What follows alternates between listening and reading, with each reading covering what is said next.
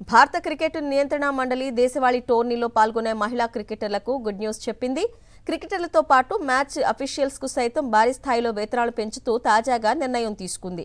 ఇప్పుడు చెల్లిస్తున్న దానికి రెట్టింపును మించే విధంగా జీతభత్యాన్ని పెంచింది.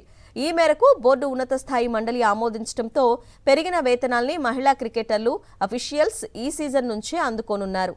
సీనియర్లతో పాటు జూనియర్ మహిళా క్రికెటర్ల పంట కూడా పండింది. అండర్ 23, అండర్ 19 వయో విభాగాల టోర్నీలు ఆడే అమ్మాయిలు ఇప్పుడు అందుతున్న వేతనానికి రెట్టింపు అందుకోనున్నారు.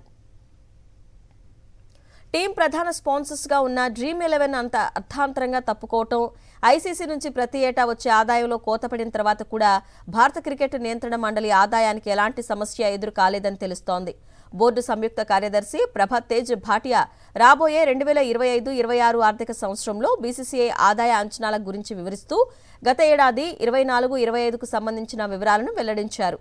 దీని ప్రకారం గతేడాది బోర్డు ప్రాథమిక నిధిలో 3,358 కోట్లు పెరుగుదల కనిపిస్తూ మొత్తం 11,346 కోట్లకు చేరింది. దీంతో పాటు ఎక్కువ మొత్తానికి అపోలో టైర్స్, అడిదాస్ ద్వారా బోర్డు ఆ లోటును పూరించుకుంది.